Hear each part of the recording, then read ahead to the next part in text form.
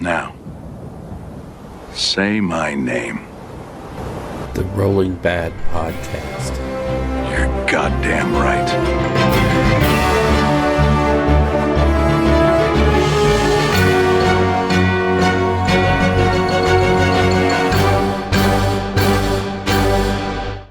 Coming to you almost live from the chilled graveyard in Rio Rancho, New Mexico, it's the Rolling Bad Podcast, episode number 118. It's October 24th, and I'm your host, Bill. Hey, did it get cold in here all of a sudden? And with me today, all the way from the necromantic horror pitch, is Joshua. You know, Lady Olinda ain't so bad under that veil. Alt. Getting a little death's kiss now and then, are we? You know, she kisses so good, Bill. Well, she does. Yeah. She really does. If you can get past that terror part, yeah. So the intro should probably clue you into what we're doing today, but in case it didn't, we're going to be taking a look at Death in 3.0, not at the super zoomed in level like how to use your new vampires in a game situation, but kind of an overview of how the different factions are doing and how they're playing, sort of a high up look. And then in After Dark, we're going to talk about our favorite scary models because this show is going to come out on Halloween weekend.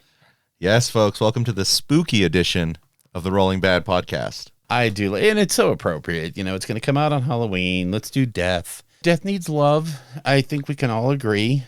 You know, you and I both love Death. Oh, yeah. As a faction. Flesh Eater Courts was my mainstay for so long. It was my first fully painted army. Yeah. I love the Death factions. They're just really fun. So we're going to share a bit of our love by talking about how they're looking in 3.0. Yeah. And, you know, the first army I ever took to a tournament was a Death army. Back in the days when, it was kind of a free-for-all and you could have terrorgeists and zombie dragons and vampires and skeleton. Oh God, it was so much fun. Oh God, the good old days. Now it's even better. Oh yeah. So I do want to preface the show with first an apology for skipping a week, but it was pretty crazy for me at work. You know, I work for the Missile Defense Agency, and when we have huge tests going on, I can't break away. So it was pretty gnarly. So I had to skip out on last Sunday, and Josh was like, "You're a jerk. I hate you," which is, appropriate. Yeah, I did try recording something without Bill where it was just me responding to Bill who wasn't there, sort of like a one-man show talking to the empty chair situation. But which is about like it is normally, too. Yeah. But then my wife walked in, asked what I was doing, and then I had to, delete the recording. So my apologies, folks. Also, I want to send a quick shout out to last Saturday was International RPG Day. So hopefully you played an RPG or something akin to an RPG. Who knows? Yeah, we had at the Slice and Dice Pizza, there was a big event that went on Saturday, and I went in there to pick up some pre-orders I had. Of course, I walked out with some other things too, but that's neither here nor there. They had a big old raffle going on for all kinds of different stuff, and they had RPG freebies and all this stuff, and he really doubled down on the International RPG Day, and I actually won one of the raffles. I was shocked. My wife did too. Really? Yeah. Awesome. What'd she get? She won the little miniatures. I think it was the animal ones. Yeah. Yeah, she had one ticket. I had a bunch because we actually went and bought Anders' birthday present last week. He's talking about how I'm not going to get into Marvel Crisis Protocol, and someone got him, or Clayton got a Magneto and Toad. Yeah. I was like, well, guess what? I'm also going to get you Sabretooth and Mystique. There you go. And you just need Juggernaut, who's right around the corner. He's around the corner. I'm going. Don't tell him, but I'm going to get him Black Cat. So. Oh. Yeah. Yes, sir. Yeah, I know. We're going to set him up. He's going to take a fall. Because we love him. Anyway, yeah. Makes me wonder if he's going to try and get revenge on me with my birthday next week. Oh, it's next week? Yeah. Oh, shit. Yeah. I'm way behind the times. Him and I both have October birthdays. Yeah. We, actually, one of the first real bonding experiences him, my wife, and his fiance had was when we went up to Colorado to see Bianca Del Rio right? And that's when we became like even closer and faster friends. And that was October, so we, essentially paid for each other and everything. It was pretty fun. Nice. And Anders, if you're hearing this, remember, I don't want to play until Nightcrawler's out. Oh, that's going to go over well. Yep. Hopefully he doesn't hear this till Saturday. Right? Or later. So, okay, so that's all the intro stuff out of the way. Now we've got I'm not going to go through the 3 weeks of New Dawn because that would be, but we do have some really big pre-orders this week. So I thought we would cover them. And if you're a Stormcast Eternal player or an Auric player, you're really kind of enthused. Yep. Except that no dragons. Well, at least we have a soft deadline for when they'll be coming out. December, that's a big time frame. And I cannot fault them really for, what we're going through with shipping right now. It's actually worse now than at the height of COVID, simply because the backlog is so. There's a company that I deal with, and I have a Kickstarter through. Well, it's Iron Kingdoms. It's Privateer Press. The 5th edition Iron Kingdoms role-playing game stuff is literally in the port of Los Angeles, but it's in an inaccessible container. They simply can't get to it. It's at the bottom of a stack that's behind a whole bunch of other things, and the company that's shipping is like, we literally have to get trucks to take all these other containers first to get to yours. I'm sorry, but that's the truth. And what do you do? And I'm sure, I'm laughing because we have White Dwarf 496 right here. How about 469? Did I get a little dyslexic there? Yeah, just a little. But we're sitting on White Dwarf 469, which we'll mention a little bit later. And 468 hasn't hit the streets yet. Yep. And, it's somewhere. We all know it's somewhere. It's just not quite deliverable yet.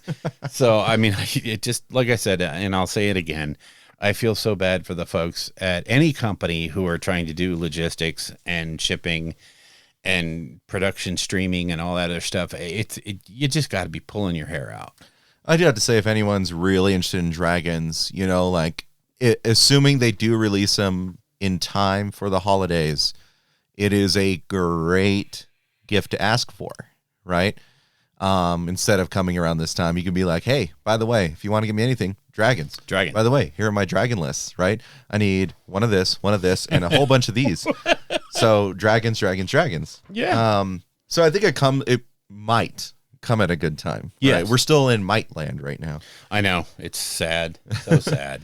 But that doesn't mean that Stormcast Eternal players are left wanting. No. Because a lot of the things that you probably generally need are being released next week. And you may not know you need them, but you do. Right. Like, for the example, the very first on the list that we have, Bastion Carthalos. Oh my God. Holy hand grenades. I know you were talking earlier, Bill, at Styxian Hammers of Sigmar, but who frickin' cares? And that's just it, though, is, Hammers of Sigmar are the poster children for the poster children. So it unlocks so much stuff just being in Hammers that it's not really attacks. No. It's, and Bastion and Drosta is like the core of an army that's going to, it's going to handle a lot of stuff. Yeah. It's going to be good. Oh, yeah. I mean, we talked about him before, his abilities, everything he has. He's so great, and one of the most beautiful models they released in a while, and underscoring the fact that he is Sigmar's right-hand man. Yeah.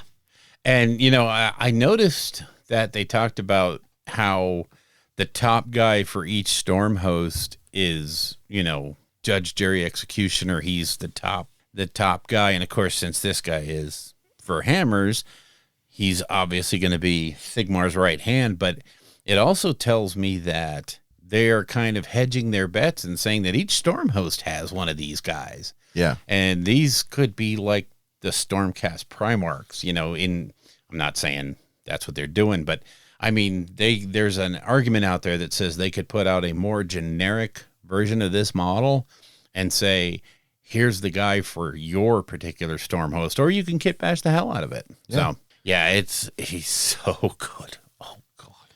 Yeah, he is. Then we also got the Vigilors coming. That's the bow and sword guys. Depending on whether or not you're really going, heavy on shooting and things like that, I think Vigilors are going to be a good just like one of unit, just as a tech piece. Yeah. Because if they cause any wounds to a unit, you get +1 to hit on that unit. Really strong. Vanquishers, I'm mixed on Vanquishers. I Really? just wish they had a 2-inch reach. Like, with great swords, why don't they have 2-inch reach? Yeah, I don't get that. and they don't really turn on until you have 10, right? Yeah. So it's to me a little bit of a miss by not giving them 2-inch reach. Like that could be a really easy FAQ GW if you're listening. 2-inch reach on the giant swords. Yeah, the swords that are taller than them Yeah. and their Stormcast should probably reach out a little. Just saying. Yep. I mean, it's your call. And then the model that nobody wants, the Knight Relictor. What? I want him. I ordered one. I mean, a lot of people are mixed on how he looks, but pound for pound, you take the Lord Relictor because you get your translocation off. And yeah, it's just, there was a slight nerf to translocation, but it was the kind of nerf you knew it was coming. Oh, yeah. Because it was just not written in there that they can't move after being translocated. Otherwise, that's just a crazy strong ability. Yeah. I mean, as written, it was very powerful in a recent event, Yeah. Yeah, like let me just transport my strongest unit right next to you, and it's in your face. You can't do anything about it. Yeah. It definitely leads to a lack of player interaction. Yeah. So, yeah, and it's, it needs to fall in line with everyone else that can teleport. So, oh, yeah. Yeah, definitely. Yeah, and that's fine. I personally, I like the sculpt. I like that model, and I truly like that black robe. I don't know why, it hits me, and I was like, oh, I know exactly how I'm going to paint that process-wise, and if it comes out the way I think it will, it's going to be so cool. Yeah, just run it as a Lord Relictor, Bill. Yeah. Don't run it as a Knight Relictor. Oh, well, yeah, it's...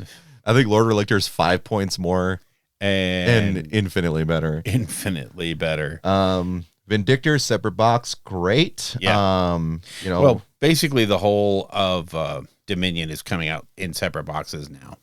Yeah, this is great because we get alternate poses, particularly for the Annihilators. Yep. So you can get the 2-handed hammers if you want them on the 3-up save, but smash in face. And then Praetors if you need to get some more Praetors. And honestly, depending on how many boxes you bought, who doesn't need more Praetors? Because, Praetors have that really nice, I pick a hero and I eat wounds for them. So they are the thing that make your Stormcast heroes survivable on the table. Because honestly, Stormcast heroes are kind of squishy. I mean, they generally have good armor saves, but they don't have a lot of inbuilt warding. You have to add warding to them. So they can be squishy. That's why you pay a premium for Andrasta and Bastion, because they have their Aura Boon Shrug. Yeah, and Praetors are just there to help out that little fella that is key to your idea of how to play and keep him happy and alive, or her. Definitely. So, one thing I wish I saw was Andrasta separately. I really want to get one of her so I can kit bash her into a Celestine. So, gotta believe she's coming soon. But I don't think that was high on their priority list because that sells Dominion boxes. It does. So, we have to admit the grim reality that they're in business to make money. So, hello. Well, it's the same thing with the Manskewer Bolt Boys. They're coming out in their 3-pack. But yes. Dominion was the only way to get them before, and they were going on eBay for insane money. I cannot fathom. I mean, I understand if you have to have it for an army list that you're playing at a tournament next week, you're going to probably go an angle like that. But with Dominion kind of still being available at a lot of stores, there's no reason to pay the price of a Dominion box for one model. True. I mean, golly, gosh. Yeah. So, there are people selling them individually like hero prices. Like it was absurd. But thankfully, that market is going to tank because we're going to get them released next week. Yep. Alongside any Hopgrot Slittas. I know a lot of people are running just like a good small group of them, maybe a couple 20s, just because they work really well. And yeah, there's nothing wrong with them. No, Nothing at all. they're so cheap. Yeah. They are so cheap. It's like 80 points for 10, I think is what it is. And we were kind of down on them early because of the synergies, but in reality, they're just good. They're just really good battle lines. Well, they're not even battle line, right? And that's the best part. That's the best part. You're not giving up secondaries with Hobgrot. That's right. Yeah. They're just like, well, I had to chew through this unit in order to go anywhere. Yeah, it was a speed bump, but I didn't get anything. But you didn't get anything for it. Yep. Yep. Yeah. Stack them up 4, 5, 6 deep at max and stop giants from moving around the table. So yeah, there's all kinds of things you can do with a 20-man. Oh, they're so much fun. So that's the good AOS stuff, and it really is good. I'm super glad to see they're starting to part out the Dominion box for the folks that either couldn't or didn't or are having regret for not. Yeah. So now you can lose that and you can quit eBaying. So, but then this was also a big, big week for Middle-earth strategy battle game. Yep. Huzzah, huzzah, huzzah. The Witch King is here. So the Witch King of Angmar model, which is actually 2 models, you got him on horse and you got him on foot. Oof. And he is flippin' gorgeous. And I hate to say it, but I bought one and I need to order another one because I have this idea for one of my death armies where he's going to fit very appropriately. So, well, I mean, you just sub him in for the Skeleton Lord on foot, whatever that guy is, the White King. The White King. Yeah, he is. Well, I mean, he is the White King. He is. Yeah, go figure. Look at that. Yeah, who knew? Yeah. So, yeah, and I mean, as much as I don't like the White King model that exists, he's pretty cool. It's a good sculpt, but that is 10 times better. So, one thing that surprised the living you-know-what out of me was they came out with the Angmar dice, and they got a great look to them. They look beautiful. But they sold out in seconds. Oh, yeah. I was like, holy crap. I got a set, but I was like, I can't believe they sold out that fast. Yeah. I mean, they're cool looking. They're so cool looking. But, you know, I know Elric and I used to say this a lot. There is an underground Middle-earth community that is huge and super friendly. I have never, ever seen even controversy, even argumentativeness on the different Middle-earth groups that I belong to. And it's just that community is so strong, so big. But then the terrain piece came out, the Ruins of Dol Guldur. Wow, is that thing beautiful. And it's super modular. If you watch that video, it's like, oh, I could get like 4 of these and build Dol Guldur. It was really fun is this week, Kim and I started our yearly marathon from The Hobbit and Lord of the Rings. So we just finished The Hobbit 2 nights ago, right, with the Battle of the Five Armies. And just seeing, I honestly didn't look at the pre-orders other than, Stormcast is coming. Yeah. Right. Last week. And so then we watched that. And then, I'm at the shop talking to Anders and I pull up the stuff on Dol Guldur and I was just like, oh my God, I was just watching this. I was like, this is really good scenery. It is. Holy crap. It is really, really good. And the only thing that bothers me about that kit is that the wooden scaffolding or the wooden stuff that keeps it's molded on. I was kind of hoping those would be pieces that you added to the walls, which would make it a little more multifunctional. But still, the kit looks just amazing, and just how it goes together is I can see that kit is going to probably be used in a lot of other ways. I know I have the Ruins of Osgiliath set that I use for AOS all the time, and it's such a great compact set, but it's great line of sight blocking terrain. And that's going to be the same thing. That's going to be it's going to be a centerpiece for a lot of different. I'm going to get quite a few. I imagine that one of the things that would be super fun as a narrative hook in AOS is using that for like hero dungeony stuff, right? That's one of the things I've really wanted to like look at in terms of narrative play, both in, AOS and 40K, is having certain scenarios, right? Where it's, maybe a couple of heroes that, come together to defeat something greater, and so they have like some sort of boss fight at the end, and they have to fight their way through like a dungeon, like Dol Guldur, Yeah. That would be such a fun use of that terrain, aside from just having battlefield terrain. I saw a dadgummit. I don't remember where it was. I will try to find it later. But there was a campaign set that somebody put out that was the first battle. It was all for AOS, of course. And the first battle was on the surface.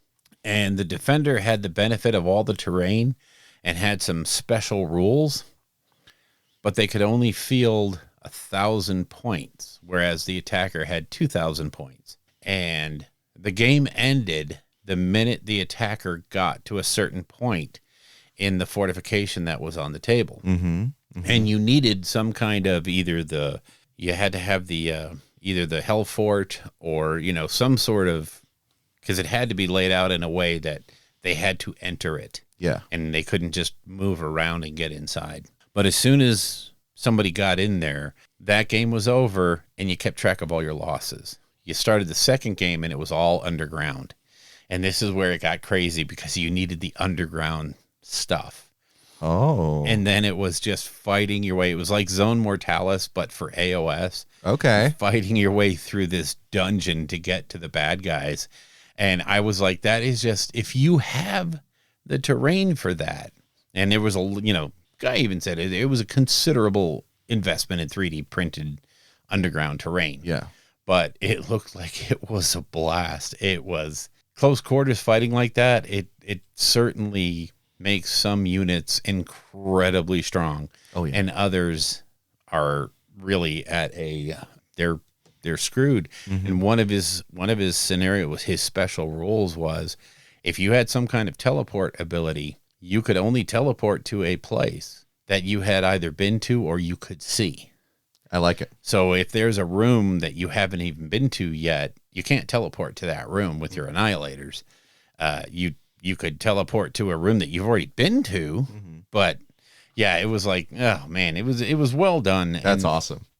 I saw there was a link that I saw on Reddit, and I'll have to dig it up because it was fun. It was like that.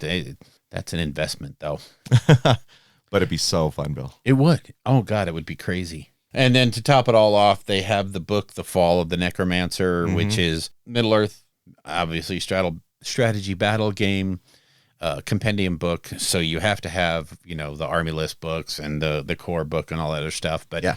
This one gives you a lot more legendary, or I think it gives you 4 legendary outfits. So yeah, it's packed with content, and they always knock that Middle-earth stuff out of the park. So it's good stuff. The pre-orders are super cool this week. Also, the things that came out, if you missed any of the Marnius Calgar comic books, they have the compilation, the 1 through 5 in a single soft cover now. So that's super nice.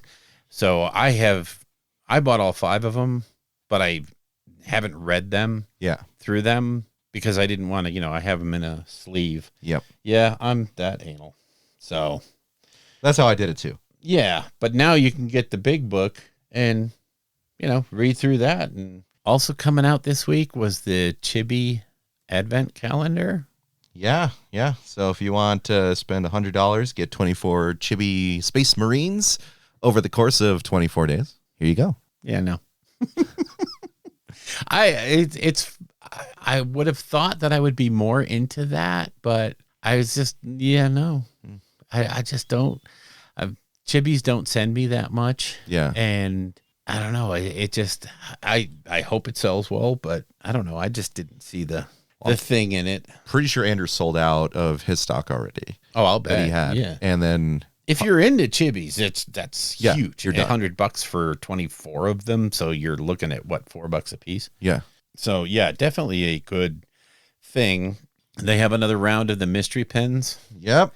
And I opened up my first one and it was Blood Angels. And I was like, I'm done. I'm good. I got what I wanted. There you go. Next one I opened was the Inquisition. And I'm like, okay, I just stopped now. I'm good. So yeah, I like those little Koyo pins. So if you're into that kind of weird stuff, that's your thing. Go into the store. I think right now you can only get them in store, and they'll be up on the Koyo website shortly. Yeah. So I think they're giving GW like a week of exclusivity. But it's a licensed product. GW's not arguing about it too much. Also, their new old Tufts came out. It's a repack of the Tufts they used to make. Yeah. Which I personally am happy because I have a lot of armies that use those old Mordian Tufts, and a lot of companies make Tufts now, but I like those because they're actually the exact same colors. And I have found, I think one of the army painters offerings was the same color, but it was, they've been hard to really match. And it's that anal retentive part of me that says they should match. Yeah, I'm going to look at picking up some of those because I'm almost out of that color for a project that we're going to talk about in creation. Yay! Yeah, the Mordian Corpse Grass is perfect for it. Yep. After that, so Harrowdeep launched, which came out with the 2 new war bands for Underworlds. So we got the Stormcast and the Cruel Boys. Yep. Looking really great. And of course, this is the next edition of Underworlds, right? Yep. So it's got the boards, their new tokens, new features, new rules, all those things. So if you are into Underworlds, you gotta pick it up. Yeah, you really do. And one of the things they're stressing is keep in mind when the new season of Underworlds comes out, and this represents the new season, the next oldest season falls off. Yep. So there's some war bands that are there's some mobs you can't play anymore, and those cards are also retired out of. So you may have to make some deck changes depending on what got sent out to pasture. Now, of course, if you're just playing for fun, obviously that doesn't matter to you. But if you're playing in an organized event, check the list. It's on the website of what has been retired now that Harrowdeep is out. And I think they were really cool about putting up they have a little post on the Warcom site, or no, it was actually in the White Dwarf. I'm sorry. It's in the White Dwarf where depending on how you like to play, it has a little chart as to what to pick, which warband to choose to play depending on what your play style is. Yeah. So, and it obviously is only going to be the legal warbands. And so the warbands that they put up for pre-sale are the ones that you can use. Yeah, I think Beastgrave is falling off, so it's just going to be Dire Chasm and Harrowdeep. Dire Chasm and Harrowdeep, yeah. Yep. So it's definitely moving forward, which I like because there was some stuff from Beastgrave before that I think does need to kind of go out of style. I'm pretty sure that, was it Mogrock's Crushers or whatever it is, the 3 brutes for the Oryx, I think they're in Beastgrave. And I think so, they'll cycle out. Yeah, because Beastgrave is the one that came out with the Kurnothi and the Beasts of Chaos. So they're rotating out. It's pretty much everything from the Dire Chasm update, which is going to be, unfortunately, Lumineth, which is just... people have been playing such a control meta with them, where it's like, you don't get a turn, and then you get one shot with the bow lady. Right. Lumineth, Slanesh, warbands are going to be what's available. Yeah, Soul Blight's out there, so... Oh, yeah. You still have your Crimson Court. You betcha. So I think it's going to change things up. A lot more 4 model warbands than we were seeing before. Yep. And we're not going to have those just, I'm going to rush in and crush your face, so... Yeah, I'm excited to see the change. Yeah, it's good to keep it fresh and alive and sort of evergreen, if you will. Yeah. And as this season moves on, we'll see more and more stuff. So, yeah, it's not like you may be saying goodbye to a favorite mob right now, but there'll be something like it will be back. Let me see here. The Bigot Boss Bunka. Love it. I still haven't got mine yet. Yeah. It's in my order with Harrowdeep and the acrylic tokens for Harrowdeep. Yeah. Okay. It's funny. On Friday, I got the notice that they just shipped it, and they're like, it's in with your store's next order. I'm like, no, it wasn't. No, not even a little. So, oh well, shipping, oh hum. So you wanted to mention the new Cruel Boys hero. Yeah, so I'm not sure if he's going to be an auto-include or not, but his rules I saw previewed for AOS. Why wouldn't he be? So his new ability that I think makes him so strong is that if he's included in your army, essentially when you would do a dirty trick, you roll a dice. Yeah. If he's your warlord, you add 1 to the dice roll. Nice. On a 5+, you get a second dirty trick. That's not fair. No, it's plain dirty. That's not fair at all. No. I'm not playing against that. And so he comes with his group of guys. They have a fun little rule where they have the essentially like a snatcha effect. Yeah. So they roll a dice and you can add to it depending on the models that are still alive in the unit. And when you do, if you roll double the wounds characteristic of the model that you're targeting, it is slain. Right? Because they just snatch them up. God. But for the boss guy, he has the built-in Praetor rule. So if damage would come to him on a 1, he takes it. On a 2 to 5, his mob takes it. On a 6, it's negated. Yeah. Right? Okay. Fantastic. And so for him, and he also has a 4-up save, by the way, and all those ablative wounds, you have 170 points. Given that you can make him your general, your warlord, I should say. Yeah. Or general, whatever. He gives you a 50% chance for a second dirty trick. I know it's rolling dice to roll dice. Yeah. But there's some really strong dirty tricks. Yeah. That could be, there's -1 to wound. I can't be targeted on a turn. Yeah, covered in mud. Yeah. And then the disappearing trick.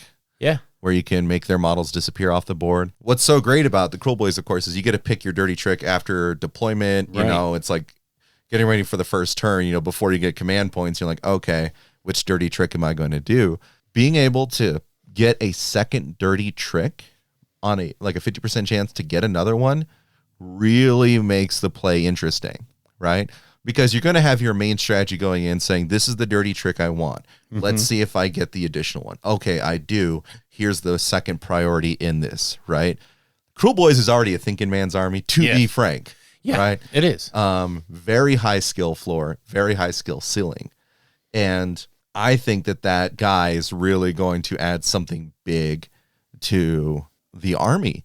And so I'm not saying he's auto-include right now, but I'm going to say a lot of people are going to be trying him out. He's going to be a really fun piece to do a new build around. Yeah. And where I won't say it's required, it's going to behoove you. And I hate to say it, but as much as I don't like when they take a secondary game and make those pieces vital in the original game, let's face it, Underworlds is a spin-off of AOS. But when they have, it does not bother me because those boxes of Underworld's characters are not that expensive. We're not talking about, I have to buy this $100 box no, you don't. They'll come out in their own little pack later. So yeah, this is awesome. I love that crossover. I love it to where they're marrying the two games together. At the same time, I would normally say how much I hate that. But in this case, I don't see it as a bad thing. No. We were covering it the last time, I think, when we were doing the other death, the Soul Blight, where that unit is actually pretty effective in a Soul Blight army. The Crimson Court, it's not something you have to go out and buy it or else you're screwed. But if you have it, it's certainly an option to look at. And I think it's almost like a pattern with the Oryx here because Mogrock's Crushes and the Ard Boys, a lot of people are taking them in Iron Jaws, right? Yep. The Oryx are getting some pretty decent war bands that you might want to do. I think Gashrock's Reavers, the Beast of Chaos one, like that one was an auto-include for any Beast of Chaos army because he was just so much better. Yeah. There's just spoilers. I think that they're going to see some play. People are going to play around with them. 170 points, I'm not entirely too sure, but he's not much more expensive than a Killaboss. Right. And he's, trucking around almost the same save, and he's got, ablative wounds with him that's not just a stab grot. Yeah. Right? So if I think people are going to try him out. Yeah, there's a good play there, and, if you try it, go for it. Let us know how it works. Yeah, please do. I'm interested to see how those play in. I think that's where we're going to cut off the New Dawn because, we could talk about 10,000 things. Yes. But, and I slipped the Big Boss Bunka in there just out of pure, that thing is so freaking cool looking. But anyway, shall we move on to creationativity? I think so. All right. Who would like to go first? Why don't you go first, Bill? Okay. So, like I said, this last week was really nuts. I was doing, well, it was nuts the last 3 weeks, but I did manage to build 12 of my Croesus protocol models from boxes that have been sitting around for a long, long time. One of my priorities was to get Scarlet Witch and Quicksilver out. So there you go. I got them built and primed. A few others. I got Deadpool and Bob, Agent of Hydra, which Deadpool, first of all, is a lot of fun in the game. He's not stupid, but he's fun. Bob, the Agent of Hydra, is absolutely hilarious. He's one of the lowest threat characters in the game. And he has a certain attack that he can do once. So he has to live a little while. When he does that attack, it is one of the most devastating in the game. He can basically point that rocket at Magneto and say, good night. He can look at Thanos and say, goodbye. That's awesome. He needs 8 power to use it. They have a mechanic built in. So if you put him in your list, you obviously want to do that attack just once. So there's a mechanic in there that if he dies before he does that attack, he gets a chance to do it. So it's a lot of fun the way they worked him in. And I just love the fact that, in this game of amazingly pumped up superheroes, you have Bob, Agent of Hydra. And of course, in the Deadpool box, you also got the taco truck. Yep. So that was a huge value box. It really was. It really was. So I enjoyed the heck out of that. I built the New York City apartment house. I got that built and primed. I got to get some brick color on it and to be able to use it in the game. For my Legion horrificness, I built 7 units. There are actually all 7 are completely built, primed, painted. They're all up there on the shelf along with my eggs for aliens. So yeah, I got all that done. I shipped out 3 of the units. So I built 2 Stormcast ballistas. I don't know if I'm going to go full into that whole double or triple ballista list, but I wanted to have them just in case. Yeah, in case I do want to, double down on that. I don't think I do, but they're there. Yeah, they're out there. I just assembled another Dominion box, basically. Okay. Just of models. They're not even primed or anything yet, and in fact, they're sitting in a hotel room right now. Dope. So, but yeah, I mean, I got a little bit done, not as much as I would have liked, but I honestly was really, really waiting for the Vanquishers and the Vigilors to come out, because I think my new Stormcast idea is going to focus a little bit around those guys. So interesting. Okay. Yeah, I'm going to try. I want to have enough Stormcast units built and painted that I can try different builds. I usually build a 2,000 point list and then I build that and paint it, which means you really can't do much else other than that list. This one I want to have a little bit more freedom to do with, and they're easy to paint. So super easy. Yeah. So that was me. I'm done. All right. Well, no doubt I've talked to y'all a little bit about my Necromunda terrain excursion. No. Trying to get this together for 1, a Necromunda board that I can use to play, and then 2, see if I can get it done for Armies on Parade. That was more like Anders being like, I don't know how many people are going to do in store. It was like, Josh, you're going to have your stuff done by then? And I was like, well, I guess I'll try. Yeah. And so far, I've built and primed and painted 4 of the furnaces, those big silo-looking dudes. Oh, yes. Right, they're the ones that are like $60, when you look at the 40K terrain. So fully painted 4 of those guys. That is a lot of surface area. That's a lot to go over. Then I made a custom sludge vat. Oh. And so one of the pieces, this is an idea I got from Ed, right? Because he did this for his it's for Necromunda. It's the blood vat or whatever, where like the bodies go in and they meal them up, right? For the corpse starch, yeah. Yeah. So I saw that and I was like, oh, that's really cool. We're running this Necromunda campaign, which is supposed to be in High Vibroxis. And I was like, well, let's do things that are consistent throughout in some of the terrain. Yeah. And so I used the same sort of technique that he did, which is getting actually one of the you get like the dome and the smokestack that rises up Yeah, from that. yeah. We only build the first stack, flip it over, and then you've got this. That's the cauldron, Yeah, exactly. All right. So then I took some of the expanding foam, that you use to, cover around the house, and I filled that up a ways, and it poofed up really nicely. Oh, yeah. And then I took one of the tentacles from the Necromunda objective markers, the ones coming in the sewer. Yes. And there was this like really interesting little dimple that was just perfect, and I glued it in there. So I painted that up, and I primed it, right? And the foam itself, I was like, I'm not sure how it's going to take paint, but I was going to use contrast anyway. And so I just slathered that thing with Black Templar contrast. Perfect. Like, there's some little piece I need to go clean up afterwards, just kind of how, the tension of the tension of the paint is. It pulls it down in certain areas. So I had to go and fix some things up later. But it came out perfectly. So I got that fully painted up. Nice.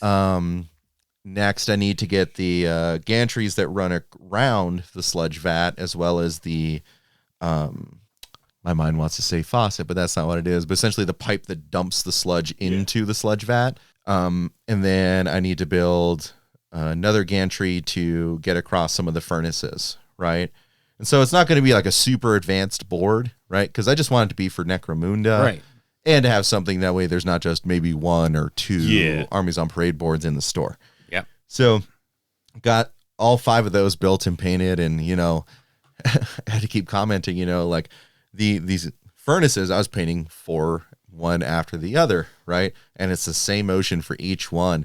And for some reason, like I could paint a normal model just going. But that it just wore me out because it's repetitive motion. Yeah.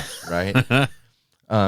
So I got that set up. Nice. Not terribly far on the rest of it, because it's certainly not as much surface area as the vats were, right, or the furnaces. So it shouldn't be too long before I have the terrain finished. Then it's a matter of assembling the board and then painting up the minis for it. Yep. Right. And we'll see how far I get on that. But I'll at least have enough for what would look like a small Necromunda skirmish. Sure. For it. Awesome. Then I started on my custom Sisters of Battle order. So I love Sisters, and I had a really hard time just really diving into getting them done for a long time, because my favorite orders are Valorous Heart and Bloody Rose, just in terms of what they do and their story. But painting Valorous Heart is a chore. It is painting white over black. Yeah. Because they are primarily black, except for their under. And it was just, no, I can't. I got through a few models and I was like, I can't do this. I'm going to have to think about this for a while to see what it is I want to do for them. Yep. And then I was just casually looking through, different photos people have done with custom orders. And I found this one that's very Nordic. Yeah. Right. Or someone made a fan, it's like Valkyries of Frostheim or something like that. And I was like, I really like this aesthetic, sisters that, come from the Fenris system, maybe not from Frostheim specifically, but from the Fenris system that have, the Nordic, Icelandic, sort of traditions backing them up. And so it's like a black armor with a rich blue cloak. Nice. So I saw that and I was like, this is it. Yep. This is what I'm going to do. Nice. And then I thought about, how am I going to change them up so that way it's not just, Sisters of Battle that are there. How do I get the axes? How do I, change up iconography? And what can I do for it? So then I was looking through bits and I was like, holy cow, talking to Anders, Fire Slayer axes have a ton of runes in them. They're not, hey, we're Space Wolf bits. Right. It's something that is unique to 40K. So then I was like, it's done. Yeah. It's done. So I bought a Canoness, another pack of Battle Sisters. I, put the double-headed Fire Slayer axe on the Canoness and on the Dogmata. It just fits. I'll share pictures. I've seen the pictures there.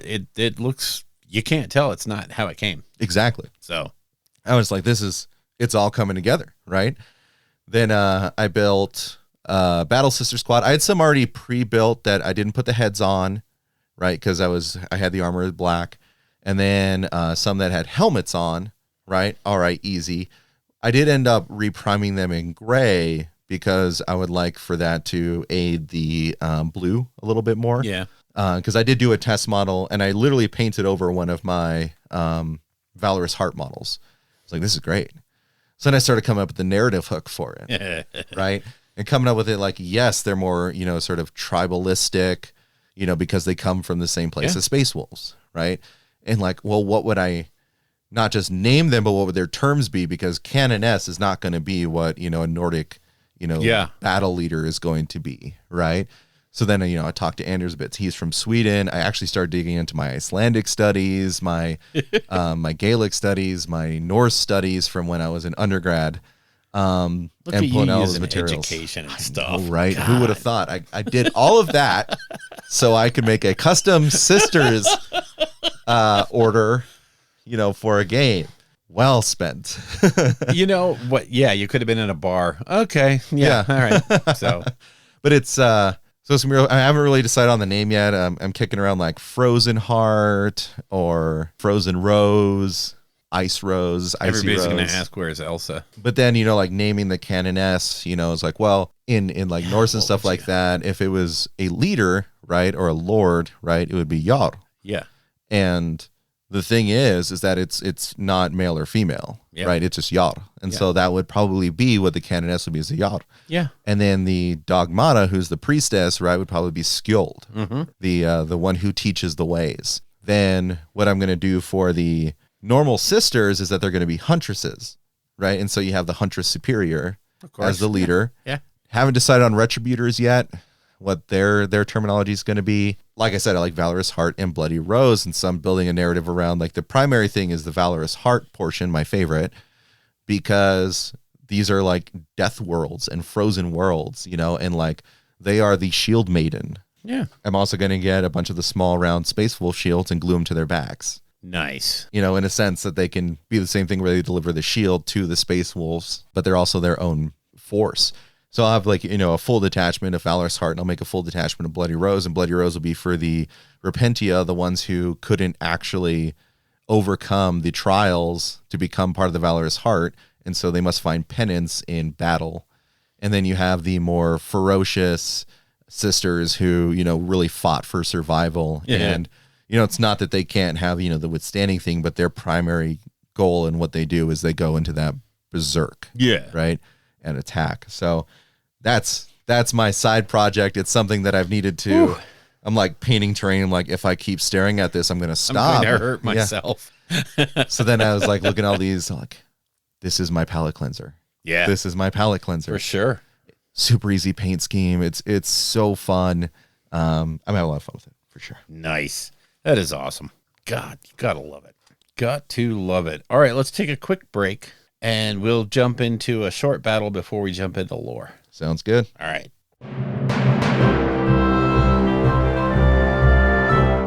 Make sure you join us tonight for the news at 11. Okay, folks, it's 11 o'clock Rio Rancho time. You know what that means. It's time for pre-orders. Yeah. Oh, my God. Next week is going to be, this week hurt me in the wallet quite a bit because of the Stormcast stuff and the stupid stuff that came out. We didn't even talk about, like, the Warzone Octarius book that came out, 40K, the new scenario pack. Geez. But anyway, next week we're getting to the Warhammer Day, which is the 30th of October, which is the Saturday before Halloween. So that means the two exclusive models, the Fetching Primaris Lieutenant with Storm Shield. So, yeah, if you're heavy down on that Storm Shield, that look, that motif for your guys, this guy is a cool, very cool sculpt. Although I don't like that case he's got on the front of him.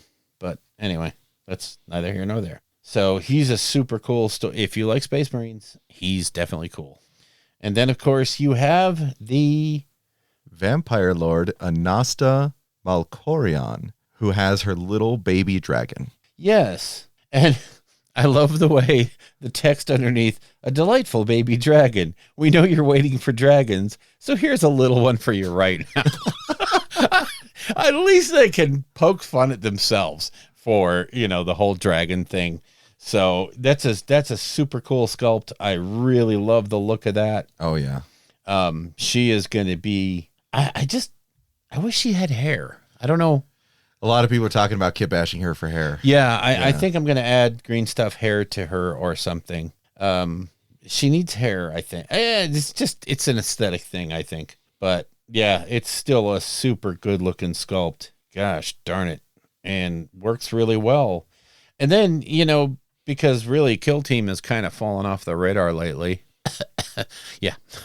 There's another box set for Kill Team coming out called Chalnoth. Let's talk Tau and Sisters. Oh, yeah. So we're going to get the Adeptus Sororitas Novitiates, team of 10. So that's looking really interesting because looks like the leader of them, too, also almost has regalia akin to, I can't believe I'm saying this, but World of Warcraft, Scarlet Monastery, the hat reminds me Okay. of White Mane. White Mane. Yeah. Okay. I was asking if I was the only one that saw that. Yeah. Reminds me of White Mane. And then we got the new Tau Pathfinder squad. So you get your 10 plus 3 drones. These guys are The drones are beautiful. There's what's his name? 2 shield drones and a what's his name? The gun drone. Yeah. But also it says here Tau Pathfinder Squad includes an upgrade sprue full of new options to kit out your team of 10 plus 3 drones. So I am not. Those look like, are those new sculpts? Oh, they definitely are. Those are new guns too. Yeah, some of the guns are definitely new. Yeah, I am all in on that, definitely. Take a look at the one to the left. That pistol almost looks like it has an injector. Yeah, it's got that little blue canister on top or serum or something. And it looks like he's got a refill for it on his leg. Yeah, so I'm guessing he's probably a medic in terms of, kill team. Probably a medic. And then the guy all the way to the bottom left, his gun looks different. Yeah, it's got like an extra, maybe a silencer. I don't know. Yeah. But yeah, it's definitely, those are some really interesting sculpts. Oh, yeah. The guy with the binoculars, and then there's a guy with what's his name? The detector. So, yep, these guys look, the leader is awesome. Okay, I am totally down. Totally down. Kill Team Chalnoth. Order before 8 a.m. GMT on Monday, 1st November, and you're guaranteed to get a box. So Chalnoth will not be a one and done or a FOMO scenario. Yep. So you will, and God bless them for that. Thank you. Kill Team Tau and Adeptus dice. I know a lot of people that are going to play Adeptus or Sisters just in the regular game are going to buy up those dice. Oh, yeah. Because they look cool, and they got the little fleur-de-lis on the 6. So very, very nice. Adeptus Mechanicus, we get the Traitor Legios, including the War Master Iconoclast Heavy Battle Titan. Titanicus. Not Titanicus, my bad. Yeah, it's all right. Yeah, that thing is, that's imposing, except Traitor. I think it's stupid. Traitors are dumb. Traitors are dumb, man. So yeah, it's definitely a good looking model. Oh my gosh. The chainsword is super cool looking. A chainsword the size of a hab block. Okay. Whew. Yeah, that's big. And your choice of a Korea Siege Drill or Grav Imploder. I'm going to go with the Grav Imploder just right off the bat. Just pure, I think. And what then are you talking about? It's a traitor. You're not gonna play traitors, Bill. Well, I'm not closing the door on traders. I'm just saying they're icky. It's Adeptus Titanicus is one of those games where, you have to have both. Otherwise, it's kind of boring. But you're never like, oh, I don't like that guy at all because all of them look so good. And they're certainly traitor. There's a couple of indications on there that it's a traitor. But they never go full in on that. Oh, it's just going to be spiky bits and blood all over it. We're a Traitor Legion, and our iconography tells you that. We're not going to just sit there and drape dead bodies over our Titan, And that's one of the things I kind of like about that whole system is, yeah, it's traitors, but they're not, they're not yet full into that mentality of, we got to have spikes everywhere and blood dripping from everything. Imperium in the streets, traitor in the sheets. Yeah. I love it. And then they have 3 sets of Legion transfers for your Trader Legions. So Trader Legion's getting some love in the transfer department, which is nice.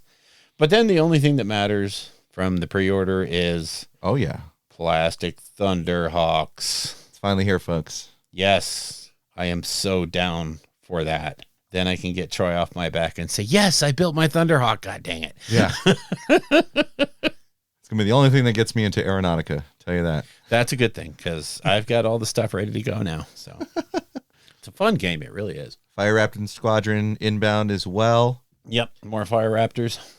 And, oh boy, Oh, doggy. some new tools and toys to help you with your painting and your assembling. So we got the extra large painting handle. That's right, folks. You can hold a Gargant now on this painting handle. It's stupid big. I mean, they literally have a picture of a Mega Gargant on top of this thing. Yes. And I like the way they did. It has the normal layers of, to hold the bigger bases. But then they have these slide down or slide up pins that will hold the huge bases. Yep. So, and I'm, that's Mega Gargant kind of thing. And honestly, I'm not so sure this is real necessary, but it's, it's nice. It's cool. It's, I don't know if you're going to use a handle to paint your Gargant. I don't know why you wouldn't just handle it by the base, but yay. Okay, good. Yeah. I think it really just parlays into the next product, which is the assembly stand, which allows you to place any one of the handles in the stand. Oh, and gorgeous. It's got the 2 clips, so that way you can do your full assembly, even on your Gargants. Yeah, and you can hold it while it dries. And that's just, so when you want to do those custom poses and you're really tired of holding it in place, these the little articulated hands, and oh boy, that thing is going to be super, super handy. And it's backed up by the Citadel Color sub-assembly holder, which finally, thank God. I mean, I have so many different jigs for this kind of stuff, but just it's a thing to hold when you're painting the head separately or you're painting the weapons separately. I'm not going to even go into trying to describe what it looks like, but basically it's a base with a topper that has a pinpoint tip. Yep. So you can just super glue a head to it or a weapon or what have you and use a paint handle to paint that item. Super good idea. Thank you. I love you. Love you. And then finally, from the Citadel Color line, we've got the rotating Citadel Color spray stick. I had the original one. I know you do too, Bill. I love the thing. Yeah. Right? This one literally lets you swirl it around while you're priming the minis. Thank God. Because it even talks about without having to perform any Harlequin-esque contortions. Yes. Because, been there. Yeah, a lot. And one thing I will say, 2 things I will say about this. It's awesome in that it has little holes at the end. So the aforementioned little sub-assembly holders will plop right down into those holes. Yep. So you can base coat all those things that you glued to the sub-assembly holders. But also, if you look at the design of that thing, one of my knocks against the paint stick, and the only knock I have, is when you're fitting models into it, and it has that Citadel logo, and it catches on those raised letters. And I mean, I know it's super minor and it's so stupid, but this is a much better design in that you have where the elastic bands are, you have nothing getting in the way of holding the model. Yep. It just grabs the model and that's it. And I got to tell you, that thing is gorgeous. Yeah. I'm getting 2 minimum. So then we have the Forge World release, the Savior of Kolth, Remus Ventanus. that's going to make a lot of people very, very happy. Wow. Yeah, I'm going to say build him with the helmet because that face is That pretty face generic. it's, dude, dude number 459. Yes. That helmet is sick. But the though. helmet is sick. Yeah. He's got the plumage. So, oh yeah. Yeah. That's great. And he's got the big McCrag banner. I think some people will probably buy that kit just to get that banner, that McCrag banner. I think so. Beautiful. I think so. Beautiful.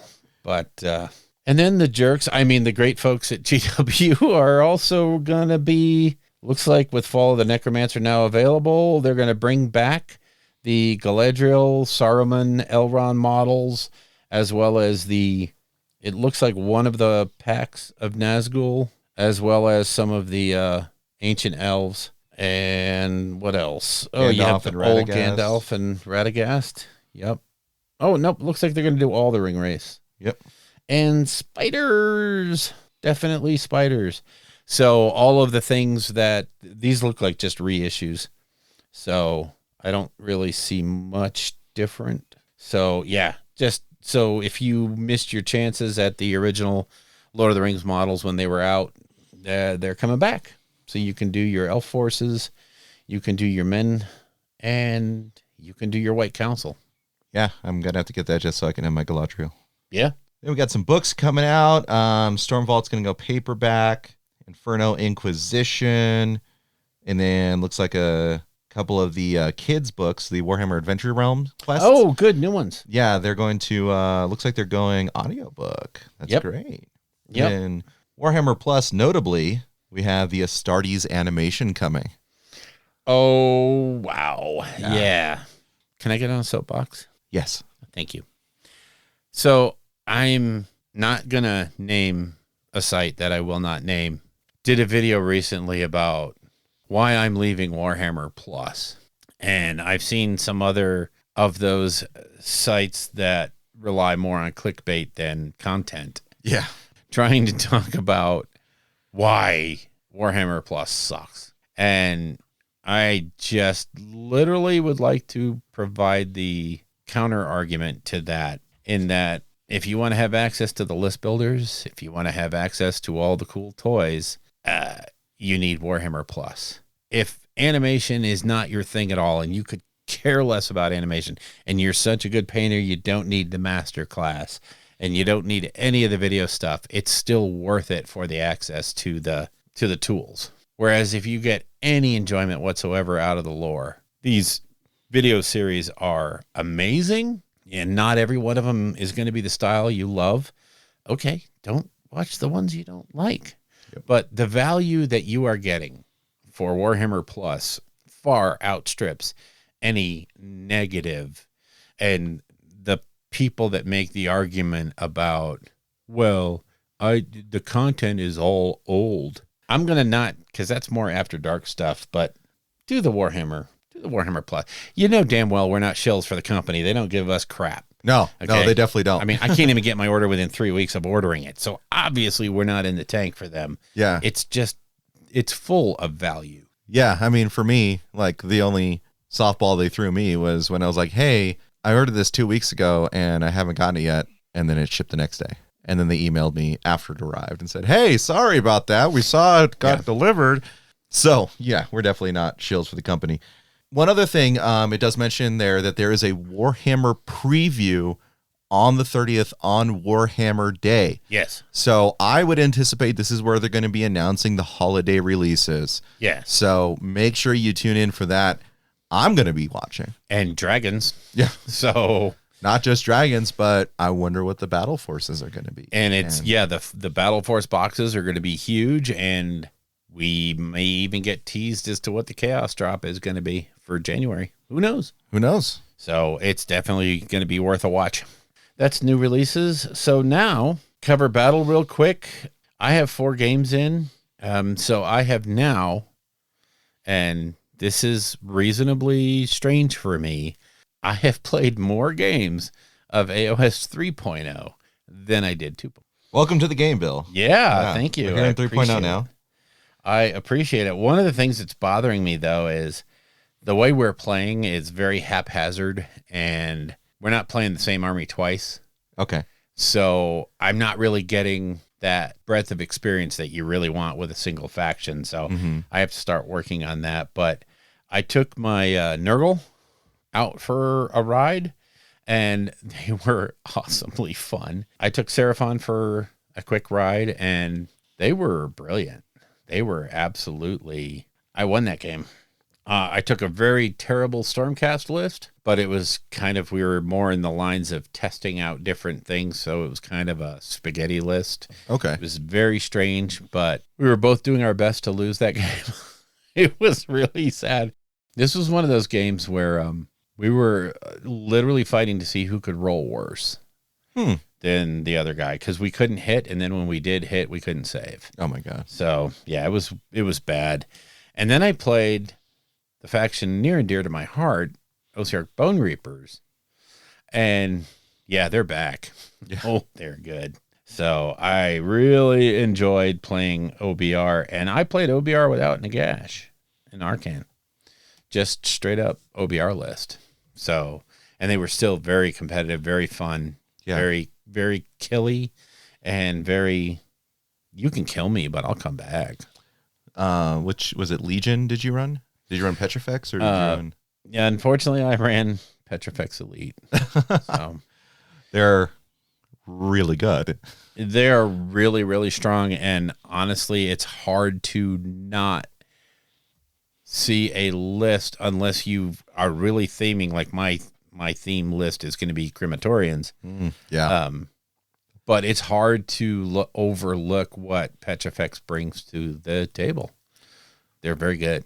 Yeah, they get what, static reduce run by 1? Yeah. That's absurd. They're pretty good. Yeah. So yeah, that was 4 quick games. We had some interesting happenstances with a couple of the games, but it was when you're playing off the cuff and when you get a break between other things that you're doing, it's hard to keep a cohesive thought going, because sometimes it would be like 2 days between turns and you get back to it and go, what the hell was I doing? But still, it was a lot of fun. It's funny, I'm enjoying playing 3.0 more than any edition, simply because of the relative equality that's on the table. It's I've never felt like, other than when the dice are getting wonky, I've never felt like I'm out of this game, or wow, I'm just walking through this. This is easy. So I've been really enthusiastic about it. It's fun to try all these different armies.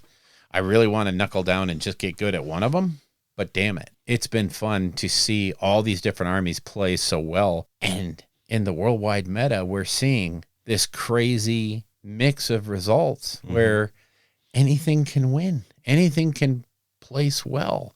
I'm not saying anything can win, but armies that you wouldn't have thought would be really, really well positioned are, and they're fun. We've seen wins from, frankly, there's a lot of really skilled players playing them, but we've seen, because of Bill Souza, we've seen Flesh Eater Courts and Slanesh both take some major tourneys.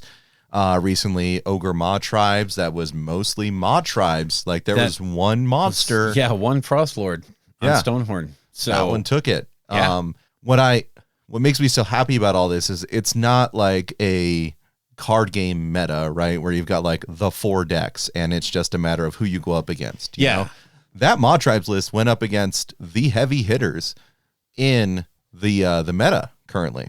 And that really goes to show just how strong the balance is in the game, right? So I'm really happy to see where this is going, and I think it's going to parlay into our discussion a little bit more when we talk about some of the factions in Dev coming up. Yeah, it almost makes me very sad that as we started, on that first show we did with AOS 3.0, we talked about who we thought were going to be the winners and losers, and we mentioned Slanesh. It was just too expensive and it didn't have the tools.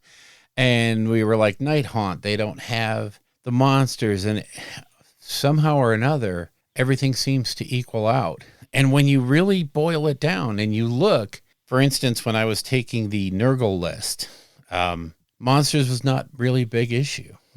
And it really didn't come into play because neither one of us was at a detriment. It evened out. the Stormcast list that I played had no monsters.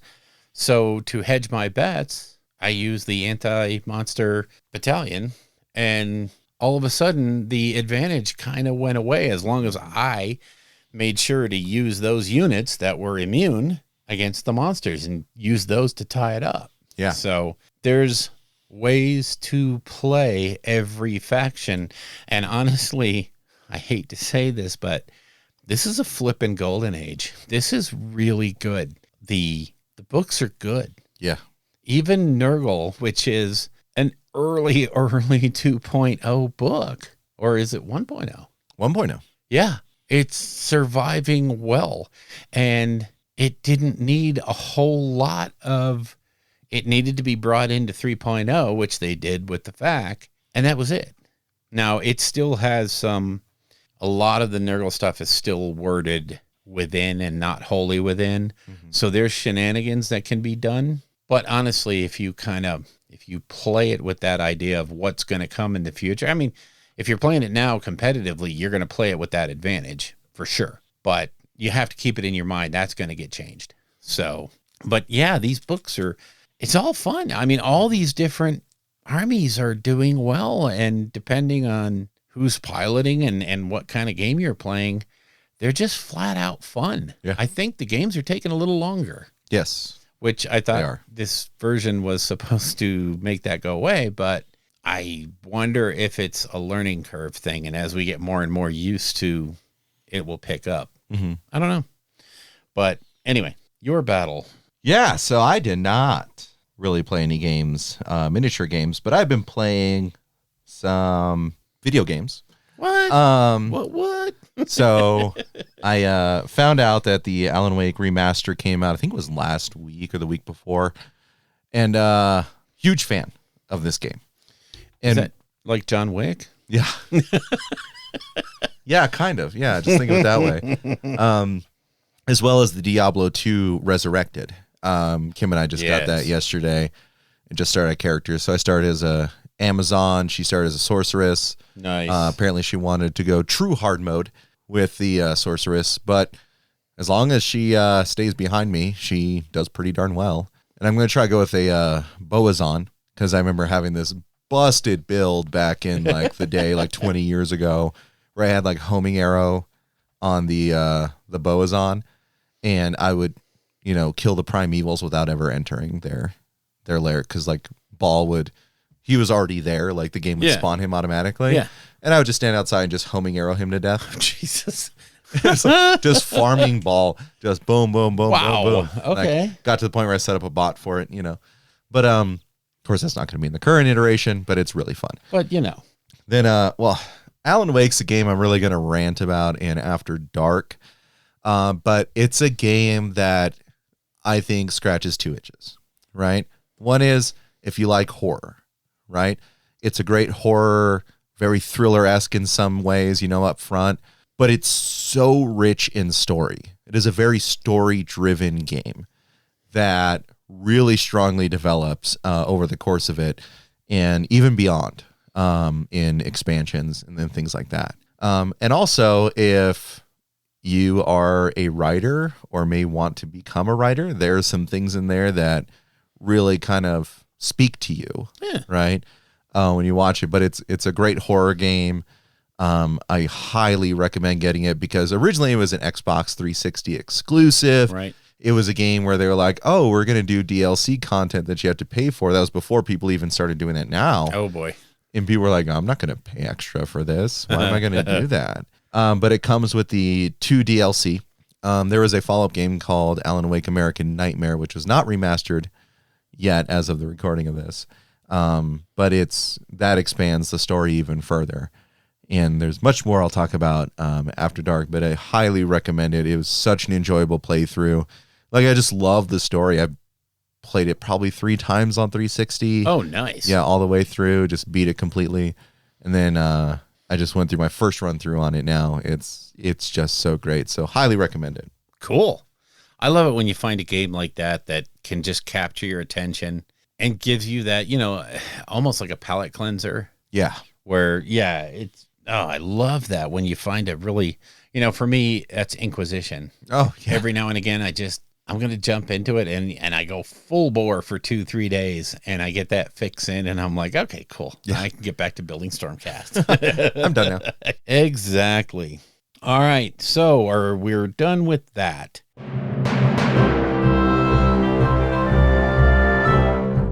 So now it's time to jump into, what did you call it? Spooky Fest? The spooky episode? So we're going to take a look at death factions as a whole in 3.0.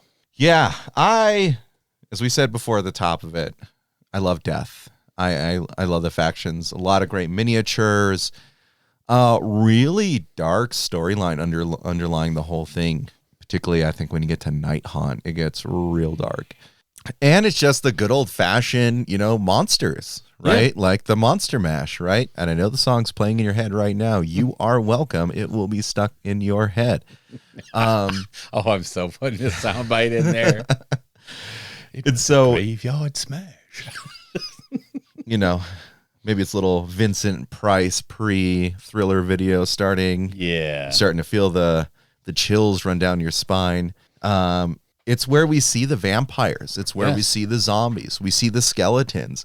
We see horrific creatures beyond imagination. All are just necromantic horrors. Yes. And with the current downplay or downfall of Nagash, I think the ceiling is unlimited for death now. Yeah. Obviously Nagash plays the same on the table, but lore-wise, they're in a beautiful place right now for doing death sidelight stuff. Because obviously they're not the highlight anymore. They were the 2.0 poster kids. Yeah. Now it looks like it's going to be Orcs and Stormcast. So that's fine. But they can still do those sidelight books and lore tidbits without having Nagash basically overall. And I love that feeling. Mm-hmm.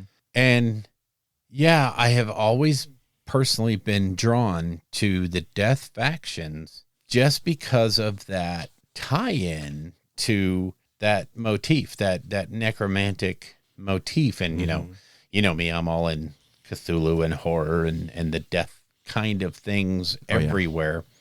And you have 4 different factions in death that each tackle a different sort of angle. Mm-hmm. And it gives you the ability to play what you like. So if you are a death player or you want to explore the death faction, you can pretty much build anything that's in your imagination. Yeah. And chances are it will work. So we, just going by purely the way we did it on the list here, we're going to start with Soulblight Gravelords. Yeah, and I think this is a really great start. We talk about how lore-wise, Nagash is, curled up in the corner trying to recover. Yeah. And these vampire lords, who bowed the knee to Nagash, right? Well, guess what? There is a power vacuum. The chains are off. Oh, yeah. And they're mustering the forces that were previously the legions of Nagash. Yeah. Right? But it's them coming to power. And I really like where this is going with them. I mean, just highlights of the army on the tabletop, right? You have strong heroes, yes, right? Very strong. You've got your Mortarks. More explicitly, you have Manfred. He's probably the best of the Mortarks. You've got, your Vampire Lord on Zombie Dragon or Prince Vordry. Yeah. The 2 main Virkos heroes are out of this world. The Necromancer is an auto include in any of the armies. Big time. And it's got such a fun, spooky theme to it. Like, Von Hell's The Dance Macabre, where you have this Necromancer that's casting a spell, which essentially, these skeletons, these zombies, these things that have been raised from the dead do their Thriller dance again, right? And try and chomp you up. It's so cool. You've got the graveyard mechanic, where things rise from the grave and come, towards you. Yes. It's It's so fantastic in terms of its theme. And they've got strong monsters. Like we said, Vampire Lord on Zombie Dragon. Yes. You've got the Vengorian Lords and Laukavai.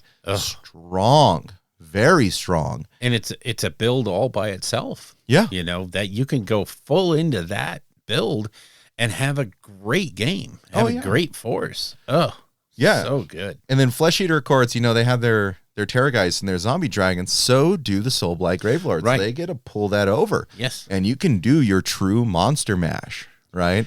And yeah, that's something we probably should have covered at the top too, is there's a lot of overlap in these 4 factions. They are distinct in and of themselves, but you can also pull in other stuff very easily. So building a death army, I think, is one of the most flexible armies you can take because you can use some of the models in so many factions.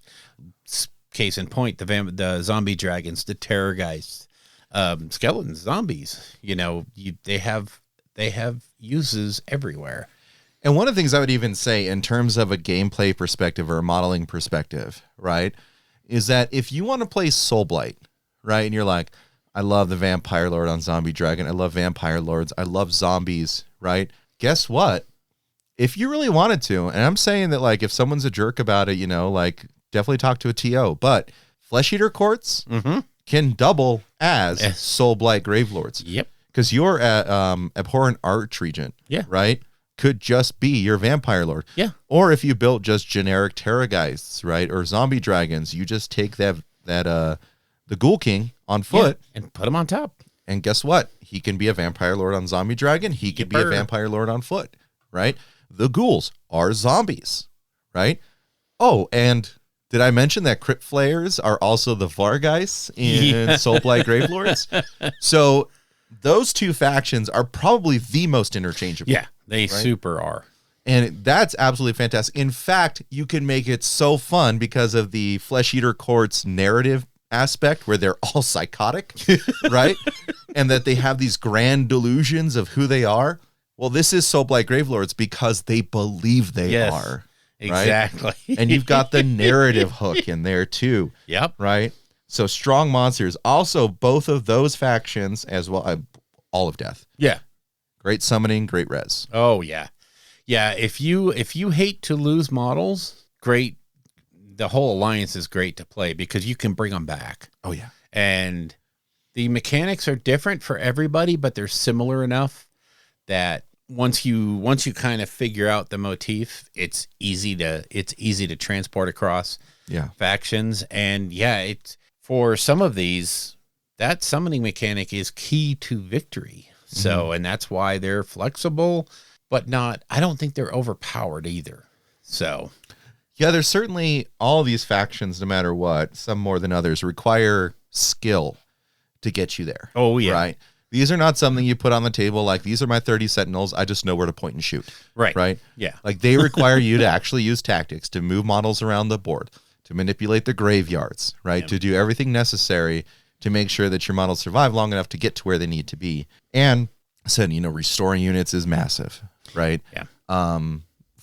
Before we move on from Soulblight, you know, I can't talk enough about zombies. Right? Yeah. Oh. Like, zombies get in the melee, and more than likely they're going to be adding zombies to their unit, and it's been FAQ'd. You can expand beyond the starting number. You can go beyond your number.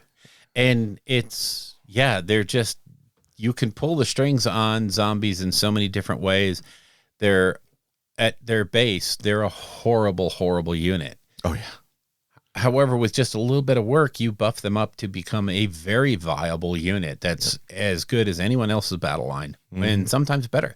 Yeah. So, yeah, you really do have options, although, like every other faction in the game, you can't do everything every turn. Yeah. So you have to be smart about where you're applying that pressure. Yeah. So really, really a good horror show from the Soulblight Gravelords. And, you know, we have to give the nod to... Yeah, Soulblight came out at the very end of 2.0. It's very obvious that book was written for 3.0. Yeah. So it's if you're worried about it being an old book, don't. It's very current and very applicable to the now. You know, I do have to say before we move on from them, they are the closest faction to having werewolves. Yes. because you have Radikar the Wolf, Radikar the Beast now. Beast. Yes. He's got the wolf-like features, and then you have Belladama, who's on the her Great Wolf. Yep. She summons in the Dire Wolf. She's got the woven feet, right? She is so fantastic. She's my favorite model in Soulblight Gravelords, period. Yeah. And best caster in the army. Virkos is so fantastic. So very flavorful too. You know, that's where you really start to get the wolf in there, right? Love it. And yeah, it just makes me wonder. I had always thought that they might come out with a 5th faction for Death being a werewolf faction, but now looking at it, the roots are laid in the Gravelords. Yeah. I can just see them adding units to make them into a werewolf army. Yeah. So, man, that could very well be their plan, or I could be smoking something. We don't know. So, but I think I love that faction. I love the cavalry. Okay. Anyway, stop. Okay. Well, the next one, Bill, these are your guys.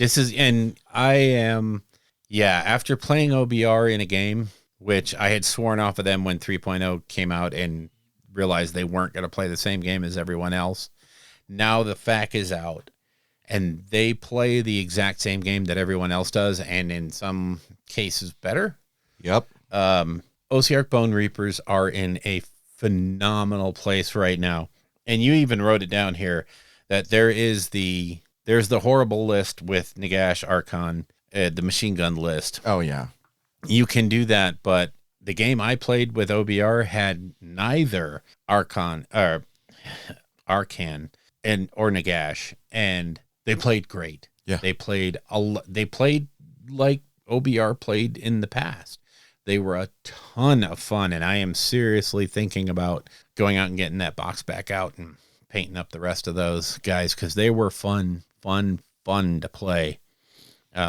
Seriously, once that fact dropped and they were given the ability to do what they did, yep, you noted right here in the outline that they're very strong in the grind. Mm-hmm. These are guys who are going to they're like Nurgle. They're going to outlast the opponent. Yeah. And they're not going to do flashy amounts of damage. They're not going to do, sentinel strikes and all that stuff, but they are just going to sit around on the table, taking objectives and winning the objective game, coming back when they need to, and just playing like you expect a bone army to play. Yeah. These guys are just bones. That's, their whole storyline is we take the bones, we make cool troops. When the bones die, we take the bones and make cool troops. And I hate to say that their lore is a little lacking, because they have a lot of really good lore. And if you read the stuff about Catacross and how the army came into being and how Nagash had held them back for so long because they were going to be his shock troops. And I know I said this when OBR came out. They are an elite death army. Yeah.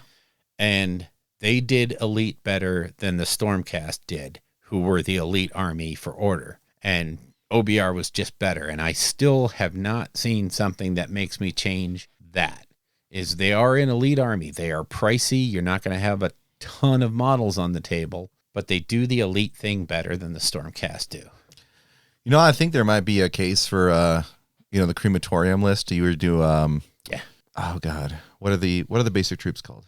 The Mortec Guard. Yeah, the Mortec Guards spam. Oh yeah. Right? Because you just send waves of them to explode. You got the harvesters in order to reclaim the bones, right? Archon's there to make sure that you heal 3 back to a unit that needs it, right? And you just, because like I said, they're so tanky, right? They win in the grind most of the time. Like a game between them and Nurgle is going to be the longest game you've probably ever played. Oh yeah, it's going to be terminally boring. Yeah. And one of the things that's always killed me about OBR is where almost all of the other death factions have to work inside bubbles. They have to be very conscious of where their auras are and where the bubbles from the leaders are. OBR, you don't have to worry about that because each unit can handle its own buffing. Yeah. It does its own buffing and it does it what it needs to do at a particular time. So if you're new to the game, and if you're new to the game, don't even think about Night Haunt right off the bat. True. Because if you don't manage the bubbles correctly in Night Haunt, the game's over very quickly. Yeah. And to a point, it's the same thing with Soul Blight. They're not bubble centric, but at Flesh Eater Courts for sure are also bubble dependent. Yeah. OBR, you can actually maneuver around the board and you can make a mistake and get somebody out of range of a spell or an effect. And it doesn't mean they instantly die. Yeah. Because of that. So yeah, I think they're of all the 4 factions, they're the easiest one to get into for a newer player because they don't penalize you for making positional mistakes so much. Yeah, and I think that, how do I phrase this? The major hook for me in the lore is how they are sort of a bastardization of the Stormcast. Yeah. Right? Because Nagash has reformed these bones into these heroes and essentially stitched souls together in order to power them. Yep. Right? Which is like, Sigmar, you have my souls. Yes.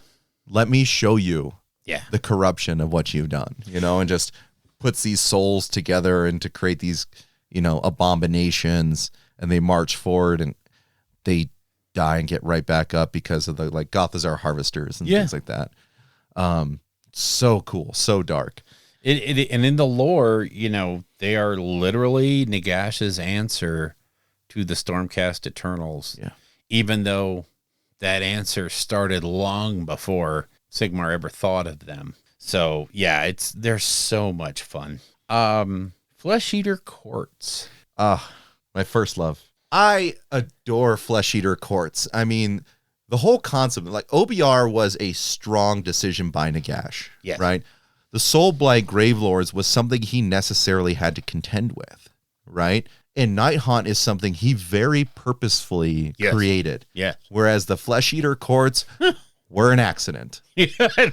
And they don't really pay him a lot of mind. No, know? They don't. You have these psychotic, delusional ghouls, right? That have these highfalutin fantasies, Yes. right? Primarily based off of the leader, right? And the stronger the leader, the grander the delusion. Yeah, and the stronger his psychosis is, the better they are. Oh, yeah. You have, it could be anything from, so when I ran my feck list that, won the Path to Glory narrative side of things, my abhorrent, no, it was a Ghoul King on Terrorgeist, because I couldn't run the Arch region at the time, right? My Ghoul King on Terrorgeist, right? His grand delusion is that he was the king of Candyland. And he was marching forth with his troops to stem the gumdrop invasion. Oh, those right? bastard gumdrops. And so as his troops went forward and they vanquished the gumdrops, they had to consume them to ensure that they were dead. And so all of these armies, from Fire Slayers to OBR to Stormcast to Tzeentch, all of them were merely gumdrop invaders, right? Good Lord. And frankly, within the narrative, that's 100% true. Yes. Of what that can be. Most of the time, it's their great knights, and noble they're lords Bretonnians. and ladies. Yeah. Exactly. Great fodder for your old Bretonnian models because, Cities of Sigmar's dead, right? So, no, I'm kidding. But they have this grand illusion. They have this narrative hook that is so enjoyable. All because, who would be the third Mortarch, right? Yeah. Was psychotic. He went insane. Nagash Yes. has him trapped and he broke out. Yeah. And he's just so insane that he drives others insane. And the ghouls, half the time, aren't dead. Right. They are living beings that went so psychotic because of him, they turn into the ghouls and they eat the flesh, sort of Gollum-esque effect. Yeah. And they, so fun on the tabletop. Probably the easiest death army to get into with capability and strength. Yeah. They do have a little bit of a higher skill floor, Right. but models are easy to assemble. Yes. Very. Models are easy to paint. Yes. Very. You can literally just buy 3 of the getting started boxes and be good to go. You have an army. Exactly. Mm-hmm. That's why I think they're really good to get into. But as we see, they have a high skill ceiling as well. Bill Souza, piloting them with a Gargant, took a tournament 5-0. They have a lot of strength behind them if you know how to play them right. They do need to be fixed a little. There are some items that need to be looked at, and you've written it down right here. The feast. I was thinking of Feast Day, which is the like grand illusion that you can take, but allows you to use the ability to pilot an attack again. Right.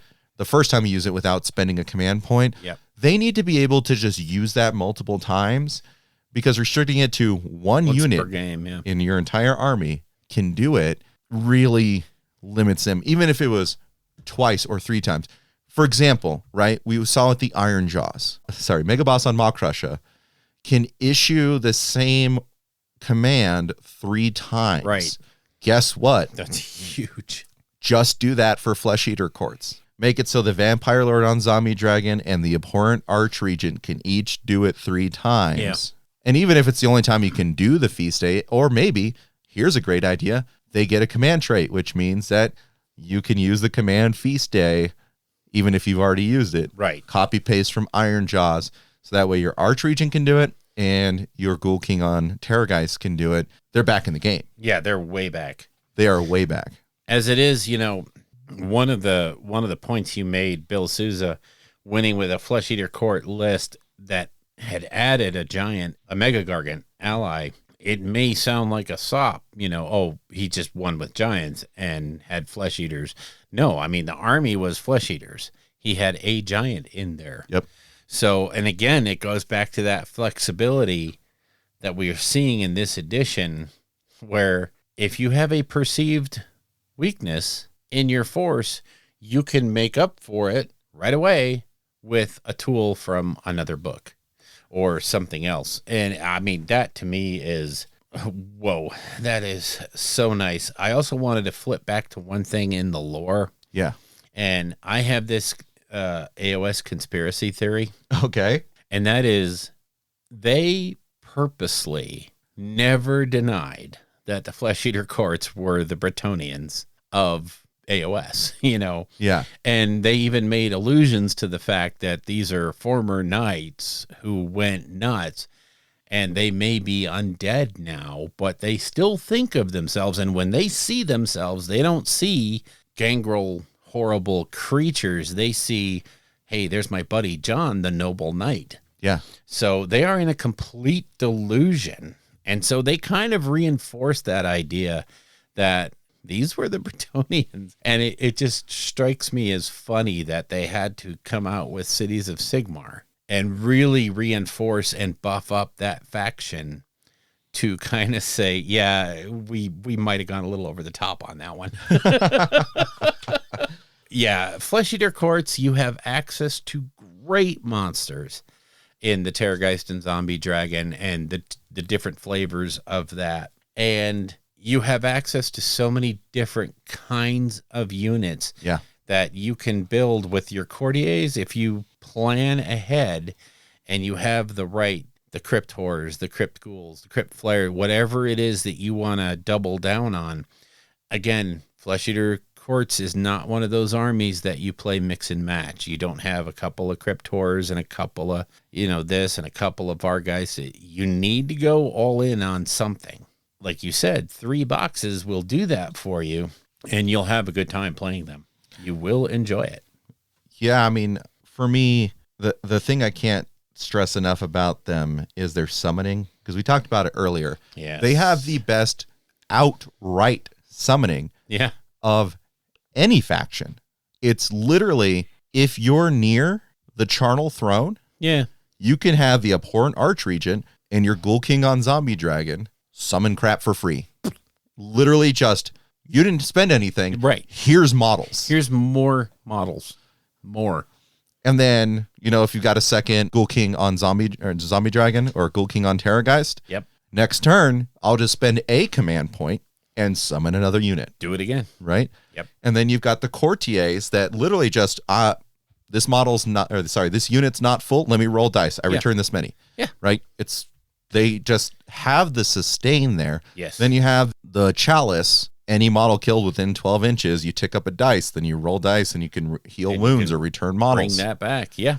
Now, they can get chewed through pretty quick because they have very crappy saves, but they do have access to magic for Mystic Shield. Yep. They can command point, give themselves all-out defense. Yep. There's a lot of great stuff in them. Yeah, and the edition really speaks to some of their weaknesses from the other editions and really helps them. And, again, the weakness of their baseline units, battle line units, is more than made up for from the fact that they come back really, really easy. Yeah. So you're recycling the bodies, which is good because they're so diluted they can't die. They don't know they're dying. And they keep on coming back. The one thing you mentioned about the giant, I think that is something that can really be leveraged in Night Haunt. Right? Yes. We talked before. Night Haunt does suffer from having one monster that's native to their faction, and it is a Forge World model. It's the Morgul. Yes. Right? Not even the Black Coach has any type of a monster keyword, even though it's probably the most monstrous model.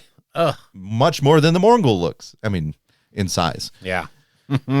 Yeah, Night Haunt. So I think I was about to start running my mouth about like the models and stuff, but I really want to just take a moment to talk about the lore. Oh, This is dark, man. This is like bordering on 40K grimdark with what these models are. yes. Like they are chained and essentially subjected to endless torture Yes. based off of their crimes or wrongs in life. And that what they did, the bad people.